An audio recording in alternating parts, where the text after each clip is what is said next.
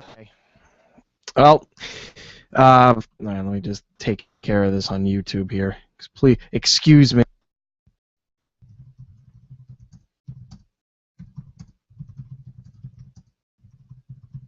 I don't know who I'm saying excuse me to. Nobody can hear this right now.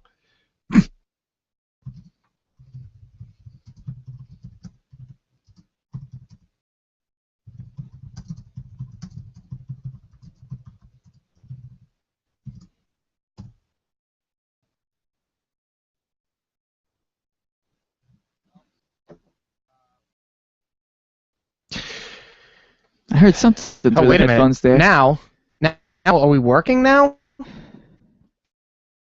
thought I heard something through the headphones. And now we're working? Is that... Is this thing on?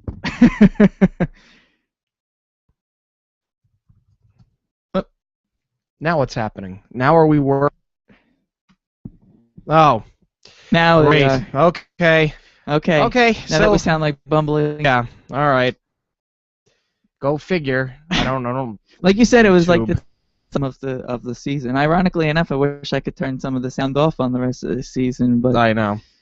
yeah. Anyway, so that was my my thinking is, you know, you like you said, you know, what are you gonna do? And are they really, like I said, I think that they may be just happier than pigs and you know what, to just continue on with what they did this year and have another year of Lord knows what you want to call it. And like I said, your Mark said that this team's got to be big time, but the Islanders don't know how to be neck there for as long as Charles Wong, because you know his thinking is he just all the money that he's lost. Yeah. Well, I mean, for them to come out and say the big time, you better back that up. There has to be like a concrete plan in place, because you're talking about a fan base that has been through so much over the course of the years, and so much heartbreak and so much disappointment, so much aggravation. You come out and say something like, this team's going to be big time. Well, you got to put your money where your mouth is. And that's where, like, I want to be optimistic, but I think if we learned anything about this team in the past decade, sad as it is to say, you cannot be optimistic when it comes to the New York Islanders. No, and you wonder, when do they raise the bar? When do they raise the bar for expectations? In my opinion, Garth Snow did that back in October when he made those comments, like you said, when we were 4-4-2 or whatever it was, and said this is not acceptable. That was him raising the bar. That was him going out and making a bold move, and yeah, getting rid of a fan favorite to do so, and a couple of other good assets apparently. And there was nothing else done in concert with that, and that is what doesn't give me hope. Like, yeah, you want to be optimistic, but you know, you look at it and you go, how many times have we gotten optimistic? We all got optimistic after last year. We all got excited about the fact that, you know, they were going to try and do this and that, and go out and get this player, go out and get that player, go out and get a goalie. They traded Niederreiter for what was basically pennies on the dollar. They didn't go out and get that goaltender. They didn't go out and improve the hole that Mark Streit left. You know, they reached the cap floor by paying Travis Hamonic a lot of money and you know, paying Pierre-Marc Bouchard $2 million. And it was like lather, rinse, repeat that this team made the playoffs. And it goes back to the comments from last year that this team made the playoffs, forget about, in spite of Jack Capuano, in spite of Garth Snow, and in spite of Charles Wong. Because those guys don't know how to build a playoff team, in my opinion. I haven't seen anything that proves otherwise. And we can sit and talk about, well, what Charles Wong did 10 years ago when he got Yashin and this and that, and Osgood and this and that. It's a completely different era of hockey. They don't even play that same brand of hockey anymore. Yeah. So if you want to point to something that happened 10, 12, 13 years ago, that's great. Sports is very what have you done for me lately, and all the Islanders have done is be cheap, play at the cap floor. I'd argue that they've circumvented the cap rules, and right now, there's no reason to expect otherwise next year. Unless Brooklyn buys this team in the offseason, or buys a high percentage of it, which I think is a possibility, because I find it difficult to believe that the group could speak in absolutes when they have no say in what the team does. That's very true. You know, technically speaking, Yarmark and the Brooklyn group have no right to determine what it is the Islanders are going to do. They can sit there and say, we're paying you a beep ton of money to play here, and this will not be acceptable. But if you don't own the team, and if you don't have any say in what the team does, then technically speaking, let's put let's put logic aside. Technically speaking, you cannot tell Charles Wong what to do with his money. The fact that they are speaking in absolutes tells me that something is on the horizon, whether that's this summer or whether that is next summer. I do believe that this group of people are going to own a percentage of this team by the time it moves into Brooklyn, and I think within the next 3 to 4 years, they will own the entire team. It's just a matter of whether they buy a piece of the team now and tell Charles Wong this is what you're going to do, whether they buy the entire team now. Because look, it may be, and we said it when the Brooklyn deal got announced, that maybe the NHL lockout was like a happy distraction, and that's why the Islanders were able to work this one under the table. But it is possible that they just did a very good job of keeping everything closed-lipped. For all we know, Charles Wong is just going to sell the team at the end of the season. We don't. That's the thing, is we don't know what's going on because they're not saying anything, which is not something new to the New York Islanders. They do it with injuries. They do it with pretty much everything except for trade negotiation, or not trade negotiations, but contract negotiations. And Thomas Vanek had something to say about that this week, and we'll talk about it in a few minutes because this is going to be an awfully fast show. Yeah. But the fact is, they pulled that Brooklyn deal seemingly out of a hat, although apparently the word was that was going on for months, but they kept it so quiet. Nobody knew it was coming. Call me cautiously optimistic.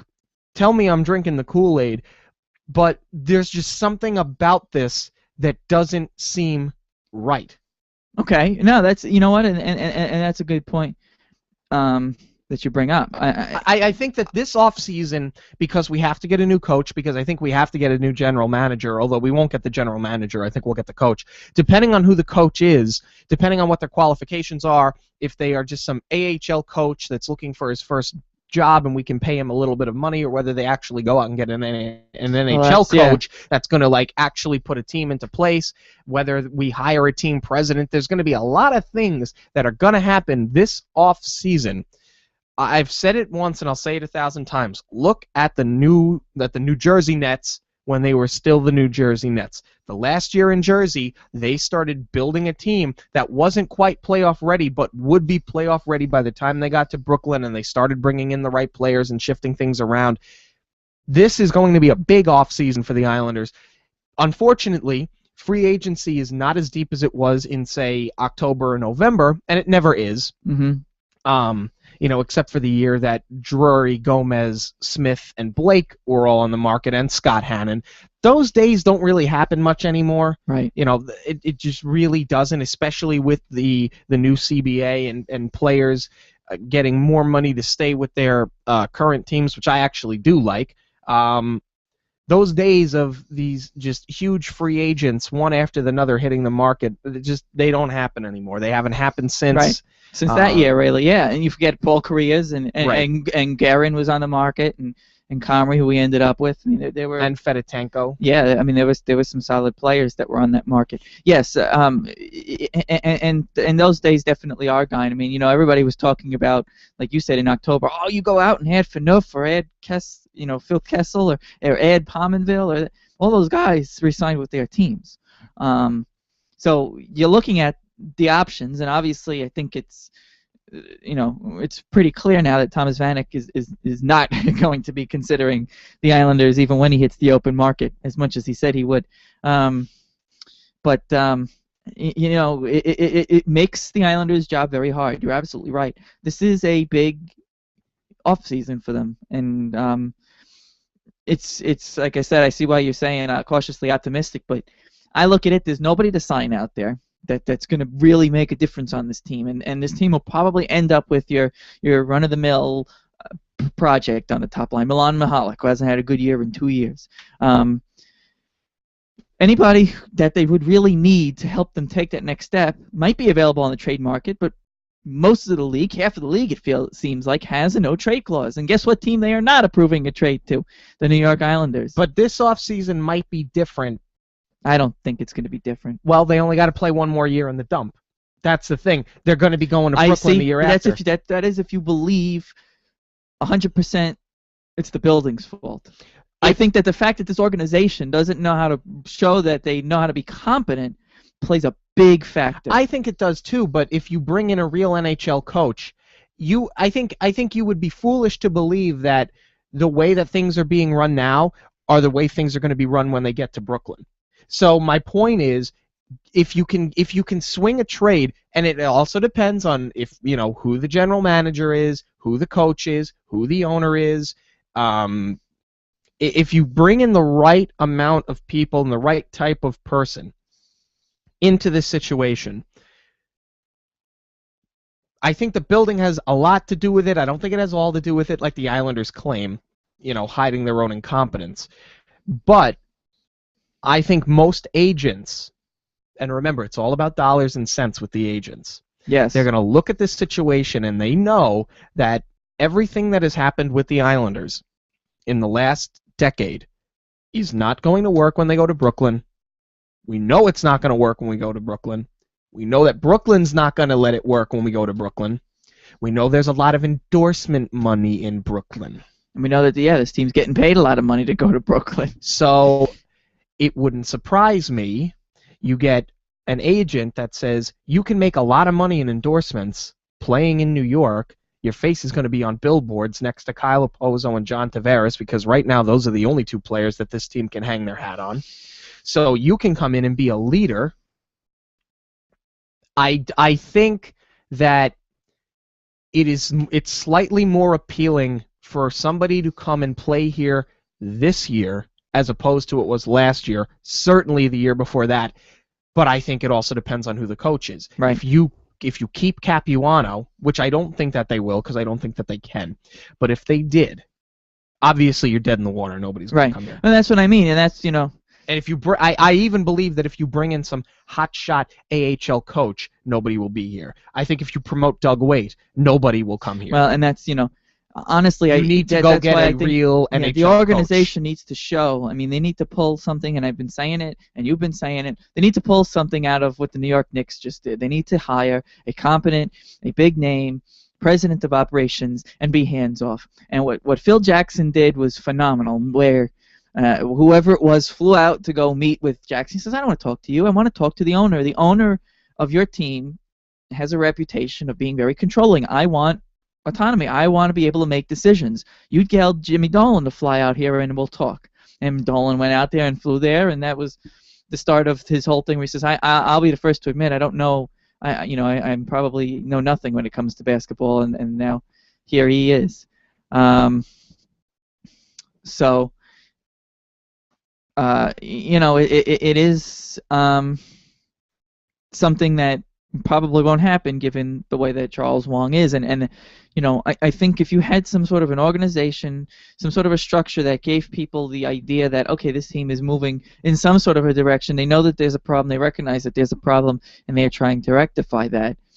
But I think without any semblance of an organization that has an owner that's just kind of there and has hockey minds running the show, I think without that, it definitely takes away a little bit. And you could talk about the building, you could talk about this. Hey, the Detroit Red Wings don't have a very good building either, but they have an organization run by Jim Devellano over there, as that works really well. And the Ilitches the Ilitches also know how to do sports, though. Yeah. The Ilitches know how to handle the Tigers. They know how to handle the Red Wings. They hire and fire guys as need be. They have a president of operations. They bring in players to be assistant GMs before they make them GMs, as they did with Yzerman and stuff. And I think a lot of that does play in and factors into a player's plans. And when Thomas Vanek leaves and says, before he leaves, says, it's hard to predict which teams will make the playoffs because anything can happen in any given season, but you can kind of tell which guys are going in the right direction and which guys really aren't. I know a lot of people made some things out of that or this and that, but it's so funny when you think about that. Like you look at this New York Islanders, we look at the Islanders, and we deal with them every day. I mean, we're watching this team in and out more so than anybody else in the hockey watching world, and you really know we can kind of figure out which direction that this team is going in the way that they're currently constructed. Mm-hmm. So for me, yeah, building probably plays a little bit into it. Will you get some guys? Yeah. But first and foremost, if you're going to, like you said, money talks, you got to offer that money up front.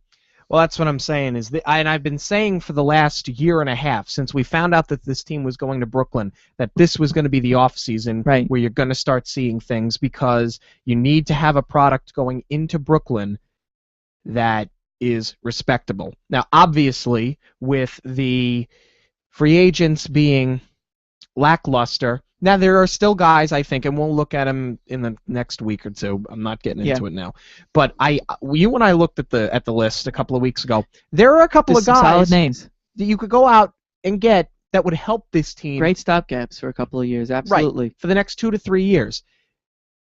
Who's going to be available in the trade market? Who's going to be made available at the draft? I still think this team has to trade Franz Nielsen, but that's just me, because I think that Franz Nielsen's stock has never been higher, and I don't think it'll be higher past this season. So, can you go out and convince Charles Wang, if somebody else were to come in, if a real general manager or president or another partial owner were to come in, or a coach, somebody that could get to him and say, hey, look, this Alex Edler's available. Give up Franz. Give up these draft picks that you covet so much. You just picked another top 5 pick. You don't need another one. This is the guy you need. We can get him on the phone. We'll convince him to come here, play 1 year in a dump. We have a real coach now. You're going to go to a new beautiful building, have a nice, brownstone, and we're going to get endorsement money, and we're going to try to build a Stanley Cup, and you're going to be an assistant captain because we only got these 2 other guys. And, there are ways to swing this the right way. Yeah, and I think that this is a very telling off season. If they stand pat and they do nothing, and that's going to tell you everything you need to know, in my opinion. And that's the general manager's job. The general manager's job is to sell players on the opportunities. Look, I just sold him on an idea, and I haven't spoken to the guy yet. Yeah, exactly, and that's what I'm saying. And you look at the way that the Molson conversations went and the Vanek conversations went, and with any player who's not on their retirement tour or a restricted free agent with no leverage whatsoever, you look at the way those conversations it's goes, player X is asking for this much million. Okay, well, we'll offer this. No, you don't want it? Okay, he's gone. Okay, let's trade him for a second-round pick. Okay, here you go. Here's your contract offer. It's the same offer that you got when you were 23. Oh, you don't want that? Okay, you're gone for who knows what, and conditional picks. I still can't believe that. And so that's seemingly what we have here. We have a general manager who doesn't look like he knows the art of negotiation. It doesn't look like he knows on the surface, and we don't know. We're not flies on the wall. We don't know what's going on the phone when he calls these general managers and stuff. But on the surface, when we look at it, you go, does this guy have any negotiating skills? Does he know what to do? And again, that's great. People can point, he signed a Monaco long term. That's great. He can sign guys when they have no leverage. He can sign guys. Let's put it this way: if I'm, and by the way, they gave Monaco a lot of money. I mean, he's not getting chump change. No. Also. But let's put it this way: if I'm sitting in the Bank of America, and the Joker walks in, I don't want Garth Snow on the megaphone trying to get me out of the building. That's not the guy. He's not my pick. That's not the guy I want on the megaphone. Oh no, not him. Oh God, I could just imagine it. Just as an aside, I see some people we had a bunch of comments that came in. Other people are saying that they're having problems on Twitter in the chat room. I'm not sure what that is. Keep trying, and if you're having problems, feel free to send us something on Twitter if you have a question or comment about what we're yakking about here. But we do have some comments. We have some very weird things going on with the YouTube this morning between sound, and then it seemed like the chat room froze, and all of a sudden all these comments piled in. So I don't know what's going on. Yeah. Pablo in Jersey, your mark means big-time arena, food, scoreboard, not sure about the product. GM and coach not going anywhere. Danny Heatley rumor, another waster year. Louis D. I just want to say I went to Billy Joel at MSG on, I think that was free. He wrote Saturday, but I think it was Friday night, unless it was the week before. But let's just read it as he wrote it. Went to Billy Joel at MSG Saturday night. I also went to WWE at the Kali last night. Kali is now charging $25 for parking for events other than Isles games, which is an absolute joke. MSG is first class. As much as I hate to say it, from experience to arena staff, I almost can't wait till the Islanders go to Brooklyn, and I wouldn't have said that 2 years ago. Right. I saw people Saturday night going to the Nets game, easy transfer right across the platform to the Brooklyn Terminal train. I think it'll be okay. Screw Nassau County and the Coliseum. That arena, from staff to security, and overall experience is just a joke. I've had enough over there. Well, you've seen the ticket prices have been going up. The parking prices have been going up slowly. Okay? And, that's the county, and that's why Louis D can say that frustration. That's the county. They decided that it used to be a one price for all events. Now they're starting to get the concerts and stuff up. They're kind of keeping the Islander games though, I think, where they are because the team is going to be moving. So I don't think you'll see a bump in that, but you may see how are they going to compensate for the lack of a major tenant in this building after next season. You may see the Islanders. You may see the Coliseum increase those parking prices for those events, and it'll be $30 all of a sudden. It is, a shame, because this used to be an affordable venue to go to. It used to be, and now it's just gotten ridiculous to the point where between the Islander ticket prices, you have an owner who's trying to recoup all the money that he's allegedly lost, and you have a county that screwed this team for 30 years. I don't know. When did the lease come through? Screwed this team for as long as they did. And,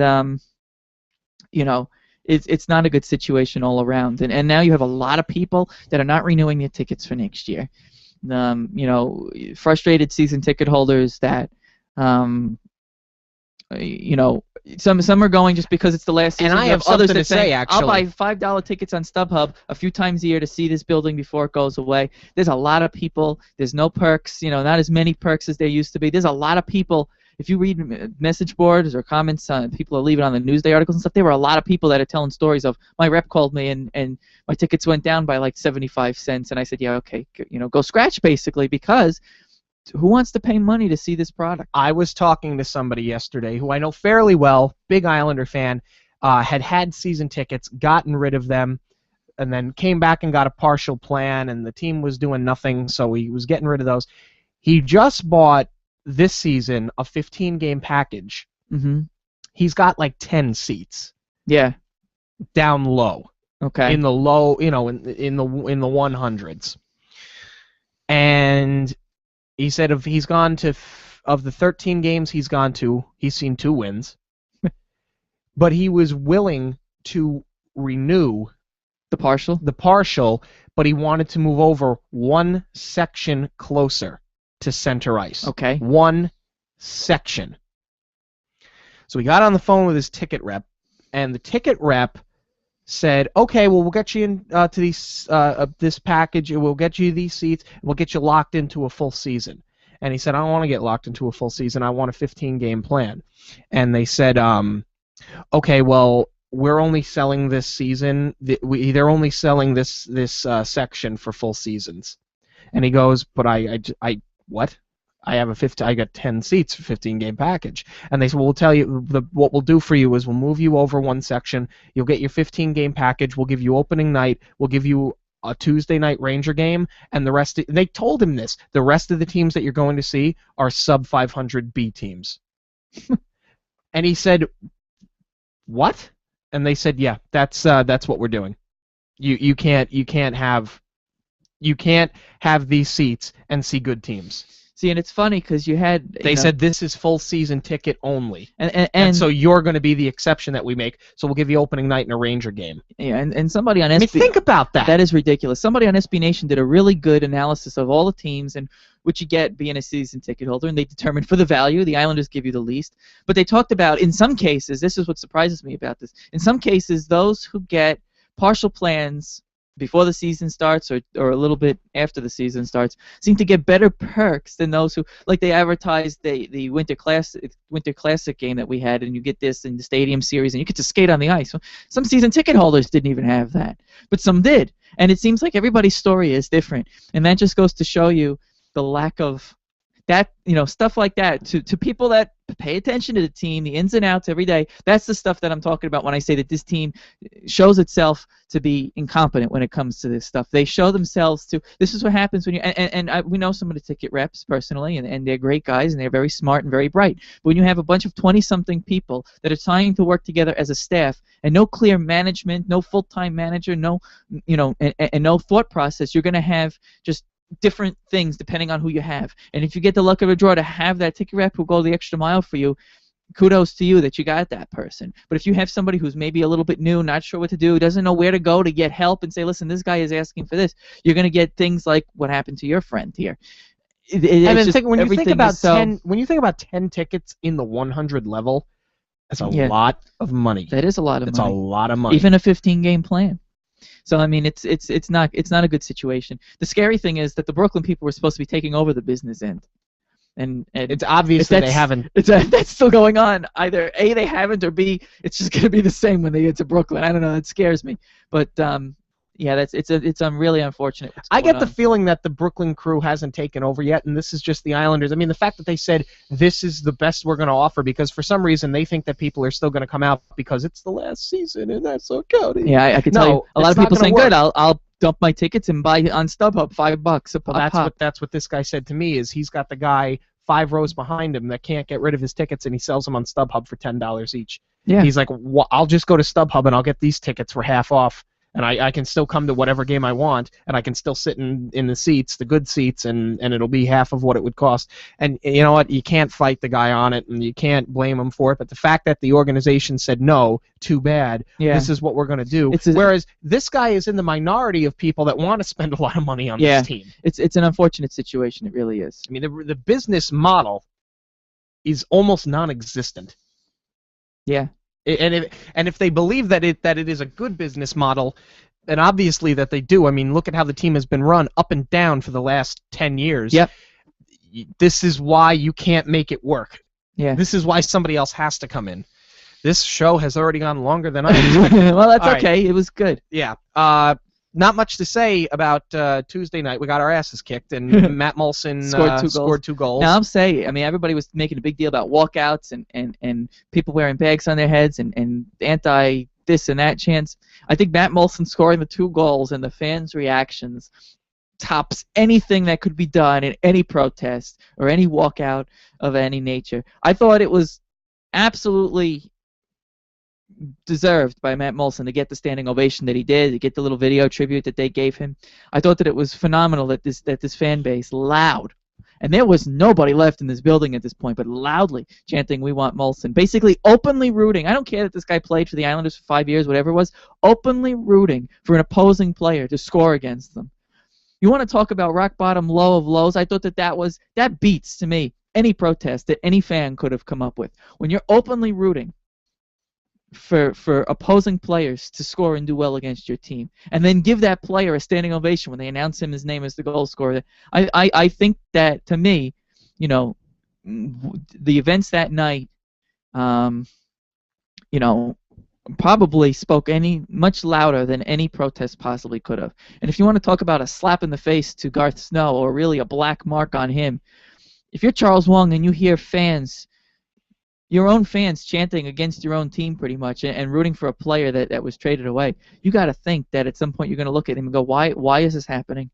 Why is this so embarrassing? I mean, even he's got to realize how embarrassing that is when somebody watching this game who doesn't normally watch the Islanders sees their fans chanting for an opposing player. And you know what? Had he gotten that hat trick, people would have started throwing the hats on I the ice guarantee like you it was they a would home have. game. And I really wish that he would have scored the hat trick. I kind of was rooting for it too, to be honest, not going to lie. And it sounds gruesome and sounds terrible to be rooting against my team, but I think that these are the things that have to happen. Forget about protests. Things like that have to, and you compound that with the fact that Vanek got a hat trick that night too against whoever he was playing.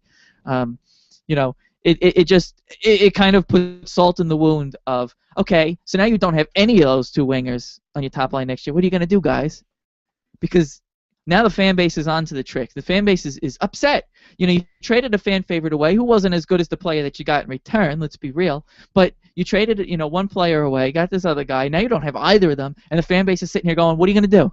Vanek didn't resign. You thought, you know, and your typical Joe the fan who isn't as familiar with all the inner workings is realizing, well, we had that guy, and now he scored 2 goals against us, as we saw him do many times for this team. Who's going to be here next year? Is Molson going to come back? Probably not, you know? So it really, I think, kind of was a open palm slap in the face to the franchise, and like I said, I think, in my opinion, a well-deserved one at this point. Yes. You know, and it's really a tough situation. You know, they've put themselves in this tough situation, and you had people chanting, for lack of better words, "We stink," and you know, and chanting "Snow must go." You know, We Stink one was getting some legs to it, but the Snow Must Go one didn't get as much as I think that it probably would have to go. But the We Want Molson chant, man, to me that was like, talk about a slap. Yeah. I think that, but the Islanders got their butts kicked. They didn't come to play, and Molson didn't get caught up in the whole hype of going back to Long Island stuff and did what he does best. That's a Wild team that's trying to make the playoffs. Brizgalov looked okay. I mean, the Islanders took a lot of shots at his chest, which I know drives you nuts, but they certainly didn't do themselves any favors. No. But the Molson obviously was the story, and then took a nice little twirl on the ice too after the game, when his teammates wouldn't let him go. I mean, for gosh sakes, the fans were pretty much chanting his name all for most of the third period. It was the least he could have done. So it was a good return for Matt Molson. Yeah. And it's amazing. This guy doesn't play for us anymore. They just smoked us, and they wanted a curtain call. Yes. They wanted a curtain call from a guy that killed us. No other player on any other team could do that. I mean, you've seen it when Sakho Koivu returned to Montreal, this and that. But, a little bit of a different situation. You're talking about a guy that was a captain, a guy that was with a franchise for 13 years or whatever it was, a guy who survived cancer, stuff like that. If the Islanders were a playoff team right now, and we still had Vanek, not even re-signed, but if we were still in the playoff picture, that wouldn't have gone on, and no one would have cared. But that's why I'm saying that this was better than any protest could have than what any protest could have provided, because of what it stands for. We were big proponents of trading Molson. We were happy with the trade. Now that you don't have Vanek, you look at it and you go, okay, what was it for? If you knew you weren't going to give Vanek what you said you were prepared to blow every team out of the water, and you offered him the same contract that he's on pretty much, which he wasn't happy, by the way, that information got out. And you look at all this, and it's like, what was it for? What are you guys doing? You look up at the owner's box. What are you guys doing? What's the plan? There is none. That's why, chanting for an opposing player, like you said, and then rooting for a curtain call is probably really one of the best things that could have happened if you're, fed up with what's gone on and you're annoyed with what's gone on. It wasn't great. Like I said, it wasn't a great thing at the end of the day. It was kind of, ouch. Yeah. But at the same time, when you look at the situation that this team is, you can't help but laugh and think, in my opinion, they deserve that. Yeah. They absolutely deserve that for the way that they've mismanaged their assets and mismanaged this team. Yeah. All right, we already predicted this afternoon's loss against the Blue Jackets. So let's go ahead and look at Tuesday's loss to the Hurricanes, Thursday's loss to the Lightning, Saturday's loss to the Devils. Oh, man. No, I really strange. Show me we can win. Sorry. I'm actually changing my opinion about the Sunday game. They'll win this. Mm-hmm. They can't beat the Hurricane. The Lightning always seem to have their number. The Devils is interesting. The Devils game is an interesting one. The Devils are so up and down. Depends who plays that game. I'm going to go 2-2 this week. Nah. Show me we can win. You I've say had nah. So, yeah, Vanek not happy. Yeah, he said to Vogel there, the Buffalo Sabres beat writer, I think it was the Buffalo News, that basically, it was unfortunate and this and that, and blah blah blah blah blah blah, your typical comments. But the one interesting one was, the fact that the negotiation became very public, or that the number leaked somehow. I don't think his thing was. I don't think it did good for either side. The Islanders leaked it intentionally because they want to be the bad guy. They don't want to be the bad guy. Right. Say, absolutely. Look, we We're tried. onto this game already. We tried. It's his fault. We tried. What was us? It's the building. And that's why, like I said, you mentioned the building thing. I don't want people thinking that that's a bona fide excuse. That is not a bona fide excuse anymore. The Detroit Red Wings run themselves like a phenomenal organization. They have a terrible building, but they're able to bring in people. Why? They want a chance to win. They pay premium for guys. Yeah. Stephen Weiss is getting a ridiculous amount of money for what he provides, but half of their team is on AARP. Yeah. But they know what it takes to bring in guys. They're a destination that guys want to go to. Guys, Daniel Alfredson wanted a chance to win a Stanley Cup, and there was Boston, there's Pittsburgh, but he wanted to go to Detroit. Guys always go to Detroit. It's always a team because you look at them and they know how they're doing. By the way, they keep winning games here with, like you said, all those guys on AARP, by the way, are on the IR right now. And they call up young kids because they know how to bring along prospects. They know how to trade guys when they still have value. They traded Jan Kroc over for Legwand, and he's providing some leadership when other guys are hurt now, and he's providing some secondary scoring. That's an organization that knows how to handle itself, how to run itself, how to bring kids along. And I'm just saying, right now it looks like the Islanders have done right by Lee and Strome, but they didn't do right by Bailey. They didn't do right by Niederreiter. Let's be real there. Even though the kid complained his way out and got boos that were warranted in that game, you know, if you run a good organization, that gets notice. Yeah. And it gets notice over building and coach and this and that, but it doesn't hurt that they have Mike Babcock coaching. But you know what I'm saying? Yeah. Because teams always seem to flock to Philly, even though that people complained about Peter Laviolette and was Berube and this guy, and they don't have a goaltender and this and that. No, but when things go wrong and they think that something needs a shakeup, they go out and make a move. Mm-hmm. But you mean they're an organization? That's a franchise. Not saying we should use that as a model, but I'm just pointing them out as an example. They don't always make the right decision, so it's almost Milbury-esque. But yeah. There are plenty of teams out there that if they don't like what they're saying, even Edmonton did it. And Edmonton's a team that, oh man, Edmonton is a team that you want to talk about two franchises that used to be phenomenal that are just in the same dumpster right now. Talk about the Islanders and the Oilers. Yeah. MW says, too bad Charles and Garth were not there for the third period to hear the Molson chants. They left after the second. No surprise. Yeah. And then the quote, as per MW, we have a young team decimated by injuries. You're right. That's gonna be this. That's gonna be the quote. Yeah. That'll be the quote. That's always been the quote. Yeah. Two guys get hurt. And one of them got hurt late in the season when you were already pretty much in the dumpster. Yeah. Huh. I don't know. I mentioned the Edmonton Oilers. Yeah. And did you see last night? I didn't. I worked. Oh, man, I worked until about 1 in the morning. What an event that went on there. They lost to Calgary. Of course, Matt Stajan had a 4-point performance coming back after his infant son had passed on. So condolences to him and his family for that. But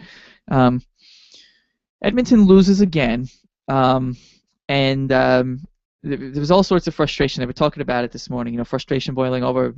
Taylor Hall's pissed off and throws a water bottle that basically explodes all over Dallas Eakins, and Eakins throws a towel at Hall, and Hall's just like staring him down. And then late in the game, a fan takes off their jersey, and I only bring this up because we talked about this 2 weeks ago. A fan takes off his jersey and throws it on the ice, and it's the second time this year that an Edmonton Oiler fan has taken their jersey off and thrown it on the ice. This was during a stoppage in the third period, I think it was. Ben Scrivens sees this jersey and immediately goes over it, picks the thing up and flings it back over. There was a bunch of empty seats there, but there was one fan. He must have seen who did it. Takes the jersey on his stick and flings it back over the glass and is like staring down the fans. And I'm like, wow, like that's, oh my gosh, like that's, I never seen a player react that way to. And then they interviewed him after the game, and he says, and you're gonna love this. This is exactly the reason I bring this up, because this is exactly what we were talking about on the air here a couple of weeks ago. And Ben Scrivens says, I grew up in this area, and that puts a blemish on the fan base. Forget about your feelings on what's gone on here now, but that's a disrespect to anybody who's pulled the sweater over their heads. Wayne Gretzky, Mark Messier, and he's mentioning these guys by name, and I'm sitting here going, wow, this sounds exactly what Sean was saying a couple of weeks ago about turning your jersey inside out, and kind of what I was saying, that I don't believe in something like that. Bag on the head is a different thing from me, but doing anything to deface the jersey or turn it inside out and this and that is ridiculous. But that's why I said the best thing that can happen, you want to talk about a protest, chanting for an opposing player to get a hat trick. Yeah. That is the ultimate slap in the face. I thought that was the greatest thing about Tuesday. If there was a walkout, I didn't hear anything about it or see anything about it. When people kept asking me how was the walkout, I said there was supposed to be a walkout.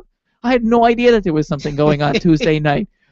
But let me tell you, the 5,000 fans that were left chanting "We want Molson" was loud. I mean, I thought that was better. I said, forget about any protests. Forget about turning jerseys inside out. You're rooting for an opposing player. This is great. Yeah. At this point in the season, let's look at that. Just find one player that used to play in this team. When Florida comes in, you start chanting for Bergenheim. Whatever. Just start Luongo, chanting for Luongo. Just start chanting for players that used to play here, even if they're not on the team anymore. For what it's, just start chanting. To me, that's the ultimate slap in the face to a franchise. But. And when we play the Capitals, start chanting for Roman Hammerlick and Kip Miller and whatever. I mean, all these guys, the Islanders, Cody or whoever, it doesn't make a difference. Whoever, if the Islanders had given the fans anything to cheer about, the fans would have obviously cheered for the Islanders. They got a rise out of a lot of their chances that they were getting on Brizgalov, but it doesn't change the fact that they were still also rooting for one of the opposing players. Yeah. So I thought that I thought that was very interesting by Ben Scrivens, and I have to say I agree with him that if you have frustrations and stuff and you want to do protests and stuff like that, I'm cool with it. But if you're gonna start defacing the sweater, like I could never do that, because if I take my John Tavares jersey, for example, and throw it over the ice onto the ice, that's disrespecting John Tavares, and that's disrespecting the New York Islanders logo. That's disrespecting by extension Brian Trottier, Mike Bossy, Billy Smith, Al Arbor, to me. And that's basically what Scrivens was saying, and I agreed with you when you said that. I understand people have different opinions. You want to turn a jersey inside out. To me, and it's funny because it's sports. It's like, well, who cares? You're not defacing anything. It's just a shirt. Yes and no, but sports means so much to American society. Sports means a lot to me in my childhood, and it still does, and it meant a lot to you and stuff like that. To your dad, to my dad, to our parents, the New York Islanders logo is Billy Smith. It is Brian Trottier. It is the four Stanley Cups. To you and me, it may only mean Sean Bates or Ziggy Palffy or whomever, but it's still something that we respect. We respect the history because we understand about it. So by extension, it does mean even those guys to us, the Trottier, even though we never saw them play.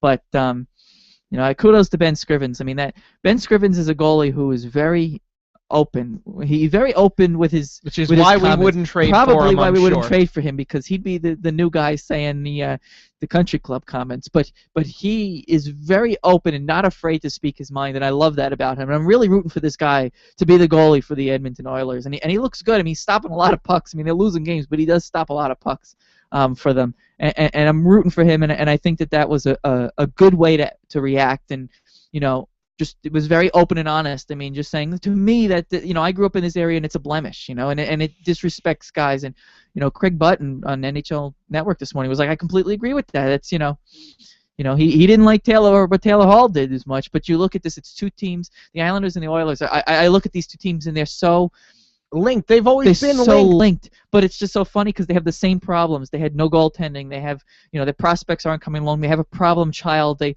hired an AHL superstar as their coach, and this and that and the other thing. And what's gone on? They needed a goaltender, so they went and added two of them. They're not doing anything this year, but they went and added two guys that they know they can use next year. They're looking to move this guy, move that guy, and they're trying to figure out what's wrong, figure out how they can turn things around. They went and spent a lot of money on Andrew Ferens, absolutely, but they went out and got a guy that fit a need, made him a captain. Paid him more money than anybody else probably would have been willing to give him, but they knew they had to do that to get a guy to want to play in Edmonton. And they're really trying to make an effort to turn it around. Whereas the New York Islanders went and made a trade for somebody that they probably knew that they weren't going to have a shot at re-signing, but they figured, well, we'll settle on the opportunity after you play 65 games here. Oh, you fell in love with Long Island. Now take a little bit of a discount and take the same contract that you're on to re-sign here and play with these guys. But if Tavares, God forbid, gets hurt, Vanek saw what happens. All right, I have Oposo and who's on the other lines? What's going on here? So it's not a good situation, and it's not sending a good message. But I thought that was just noteworthy, and good for you for saying it first. And Ben Scrivens agrees with you, so there you go. Here's your soulmate. The only other thing that we should talk about, and I've been meaning to talk about it for the last week or two, was what happened in Winnipeg when the Islanders went up there and played. Kid wearing his Islander jersey and got heckled, and he had to take his jersey off and walk out of the building without his jersey on because he was getting, 11-year-old kid, getting annihilated by the fans, which I'm kind of surprised because Winnipeg's known for being a pretty good town, in regards to, respecting the teams. Idiots and alcohol don't mix sometimes. Yeah, sometimes they don't, and it just sounds like this kid was caught up, as wrong you know, place, wrong time. From the Islander Philly games you've gone to at the Coliseum, God. idiots and alcohol. Yeah, and there's plenty in Philly. Islander Ranger game, Islander Philly game. It doesn't make a difference. But the point is, John Tavares finds out that this kid had to walk out with his jersey taken off, and Tavares sends this kid an autographed jersey. They're going to meet the team next year, and you know what? Good for him. I knew that was going to happen. My first thought was, somebody should put this on Twitter. I said, Johnny pays attention to what's going on, and he's hurt right now, so he's going to find this kid. And sure enough, he went out and went to the PR guy and said, find me this kid. Find this kid for me. And I knew that was going to happen. I mean, that was a phenomenal story, and I thought, and that is a problem. For kids, it is intimidating, and for the kid to have to walk out with his jersey crumpled and tears in his eyes. No And kid, he's 11. and he's 11. No kid should have to go through. It's the same thing when I see, you see the little young kids that are wearing the Sidney Crosby jerseys at the Islander Penguin games at the Coliseum. Yeah, okay, are they front runners? Well, they're little kids. They're kids that watch NHL hockey and they get Sidney Crosby shoved down their throats. Hey, the Islanders aren't doing a heck of a lot. Pittsburgh has, and that's going to be, when you're a kid, that's going to be what stands out to you, and you're going to become a fan of that team. That's how it always happens. And if I never seen an Islander fan go up to one of the little kids wearing a Crosby jersey and start screaming and yelling. If that happened, I'd be like, what is your problem? That's a little kid right there. And I can sympathize with this kid because something similar happened to me when I was about 12 years old. Miami Dolphin fan because I love Dan Marino. Dan Marino was always my favorite player. To this day, Dan Marino is still my favorite player of all time. Right. Dan Marino's swan song, his last game at the Meadowlands, I begged my father to take me, and he did, and he drove me there. My dad was, he said, look, for what it's worth, you're going into their territory with this jersey on. I'll defend you, but, you're going in there wearing this. And of course, if people got really out of control, he had something to say. But yeah, you know what? Of course, he wasn't just. He said, I'm not going to let them go crazy. He goes, you're going to hear some things, and we'll just let it go. He goes, if somebody really gets out of control, of course, they're not. We're going to take care of business and brush it off. And yeah. you know what? But like the little things you brush off. But he said, the big things are going to become problematic, and then we'll have something to say or whatever. And I was 12, and there were people that would get in your face and scream at you. Yeah. You're a 12-year-old kid wearing a jersey. Yeah. And I remember that, and it's just it was always. I mean, I didn't care because I kind of knew it was going to happen. But there's no reason for you to go after a little kid. You really shouldn't go after anybody. I mean, if some idiot is drunk and obnoxious and screaming at you in your building, then of course go after them. But I mean, to go scream at a kid, that's just there wearing a jersey and I had my Dan Marino jersey and a Dolphin hat on watching a game, and you're 12-year-old kid. I'm 12 years old, and you're coming up here screaming at me, like, and the Dolphins lost the game. The Jets were winning. Yeah. Like, why are you? And I remember I said to one of these guys, "You're winning. Why are you so angry?" I love it. That's a great response. And he was just like. Dolphins suck. Squish the fish, and like walked away. Whatever it was he said, but like that's what I said. You're winning. Why are you so angry? I don't know. I've never gotten that. I go up to the Knicks Warriors games with my Warrior gears, and everybody stays out of my way. Actually, everybody comes up to me and says, "Man, I wish we had Steph Curry." And that's all I gave because the Knicks are so miserable. I love it, but that's the only experience I ever had with opposing fan bases. I don't go to Islander Ranger games for that reason because they don't want to deal with it. Even in your own building. And those get nasty. I went to a Pittsburgh Rangers game last year, and I'm sitting there from work. We're sitting there with a couple of friends, and I had my, I looked like the rest of the fan base. I had my business attire on, and I'm sitting there.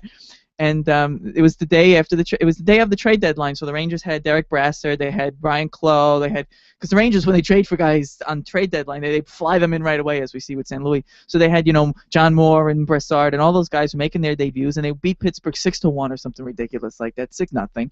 And I'm sitting there, and we're sitting there eating whatever food we had and stuff like that. The Rangers score early in the game, and I'm with a kid who's an Islander fan. Okay, and two other friends from work who are hockey fans, but I think that they're Islander fans, but they don't want to admit to me that they're Islander fans because they like to rib me a little bit. And as soon as everybody sits down, and we're sitting in the back of, I forget what section it is, and there's a row here of people, and one guy, he's already drunk. It's like 5 minutes into the game. The guy's already drunk. He's a Rangers fan, obviously. Screams over the glass. He's leaning over our heads, and he goes, "Hey, looks like we got a couple of losers from Pittsburgh down here." And I'm sitting there going, "What a dope." So, of course, we all put Pittsburgh scores it later, and we don't get up and go, and this guy's like, "Oh." Like he thought that it was gonna, and like it was like he shut up after that when he realized we weren't rooting for either team. And then, of course, the guy in front of us turned and goes, "Are you guys Islander fans?" And I said, "Yeah, we are." He goes, "Oh, that's cool. You guys are going to make the playoffs and stuff." So you do get some really cool fans, but you get some of the dirtbags that go like that. And I'm convinced that this is the guy who yells at kids. Like I looked and I said, this is the guy who yells at kids. He walks around Penn Station after a game and goes, "Ah, Stanley Cup! We beat Florida Panthers. Oh, good for you." So I'm convinced that this is the guy. This is the type of guy who yells at kids. I went to I was going to now the show is just now we're just having a discussion. I went to college in Florida for a year, and I was going to school in Tampa at St. Leo University, and I went to the St. Pete Times Forum, whatever the hell it's called now, but I'll just always call it the St. Pete Times Forum. So I went to the St. Pete Times Forum. It was a November game right before Thanksgiving, and the Islanders had come. The Islanders had 2 trips, 2 games in Tampa, and this was the first one. The second one was in the spring. I went to both games. And I went to this game. Islanders lost. I'm walking out of the building, and no one really gave me a hard time. And I was like 19 and fired up, and Robert Nilsson scored a goal, and I jumped up and down, and I jumped up, and I remembered I'm not at Nassau Coliseum, and I sat right back down, and I was like, all right, I can't do that again. So, just because I'm trying to respect everybody else, I don't want to be obnoxious. So I'm walking, and nobody gave me a hard time until I'm walking out of the building. Yeah, of course. And this guy, they're never gonna see you again, or so they think. Fatso. That's it. What was this guy? No offense to you, he's in a button-up shirt with a tie and a lightning hat on, comes up to me, and he goes, "Enjoy your drive home, moron." And I said, "Tags are still on your hat."